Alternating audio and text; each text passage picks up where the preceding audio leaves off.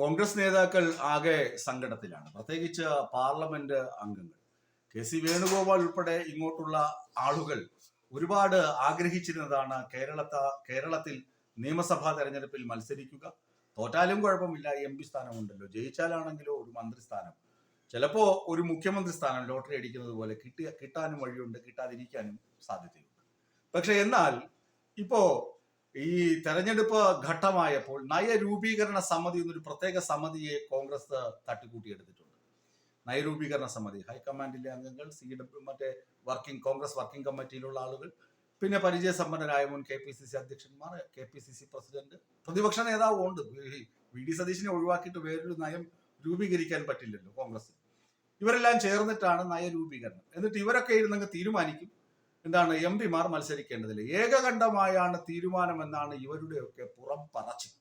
പക്ഷേ ഏകകണ്ഠമായല്ല ഈ തീരുമാനമെന്ന് എനിക്കും നിങ്ങൾക്കും കൃത്യമായ ഒരു രാഷ്ട്രീയം അറിയാത്ത ആളുകൾക്കും അറിയാം. കോൺഗ്രസിൽ നിയമസഭയിലേക്ക് മത്സരിക്കണമെന്ന് മോഹം കൊണ്ട് നടന്ന അടൂർ പ്രകാശ് ഈ തീരുമാനത്തെ അംഗീകരിക്കുമോ? കൊടിക്കുന്നിൽ സുരേഷ് അംഗീകരിക്കുമോ? ആന്റണി അംഗീകരിക്കുമോ? ഇനി K. സുധാകരൻ അംഗീകരിക്കുമോ?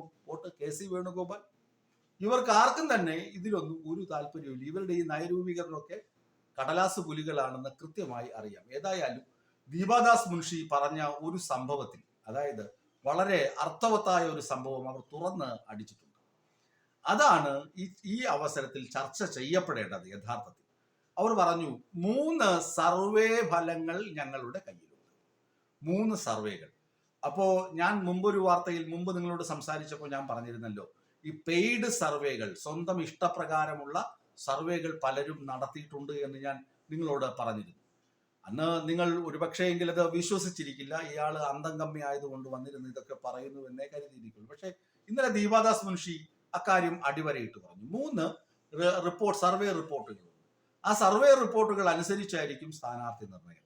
വിജയ സാധ്യത മാത്രമാണ് മാനദണ്ഡം. വിജയിക്കണം. അപ്പോൾ ഷാഫി പറമ്പിൽ MP പറഞ്ഞു, വൈസ് പ്രസിഡന്റാണ് KPCCയുടെ, എത്രയും വേഗം സ്ഥാനാർത്ഥികളെ നിർത്തണം. എനിക്കും പറ്റുകയാണെങ്കിൽ പാലക്കാട് ഒന്ന് മത്സരിക്കണം. ഇവിടെ പാലക്കാട് രാഹുൽ മാങ്കൂട്ടത്തിലിനെ കൊണ്ടു നിർത്തി. രാഹുൽ മാങ്കൂട്ടത്തിൽ ഇപ്പോൾ അകത്താണ്. അപ്പൊ എനിക്ക് മത്സരിക്കാൻ അവസരം കിട്ടുകയാണെങ്കിൽ പാലക്കാട് ഞാനിങ്ങ് പിടിച്ചു തരും എന്ന ഒരു ഇംഗിതത്തോടു കൂടിയാണ് ഷാഫി പറമ്പിൽ പറഞ്ഞത്. എത്രയും വേഗം സ്ഥാനാർത്ഥി നിർണയമൊക്കെ നടത്തും എന്ന് പറഞ്ഞത്.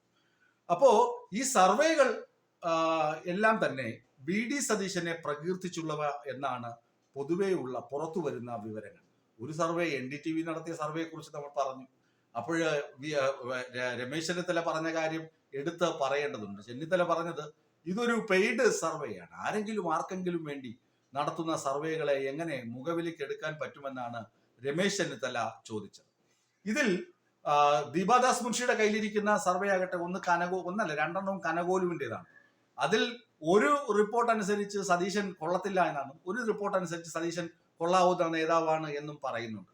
ഏതായാലും സതീശ പ്രഭൃതികളുടെ സാന്നിധ്യത്തിൽ നയരൂപീകരണ കമ്മിറ്റി ചേർന്ന് എടുത്ത MP മാരെ ഒഴിവാക്കിക്കൊണ്ടുള്ള സ്ഥാനാർത്ഥി പട്ടിക എന്ന നിർദ്ദേശം കോൺഗ്രസിൽ ഒരിക്കലും സാധ്യമാകില്ല എന്നാണ് നിലവിലുള്ള കണക്കുകൂട്ടൽ.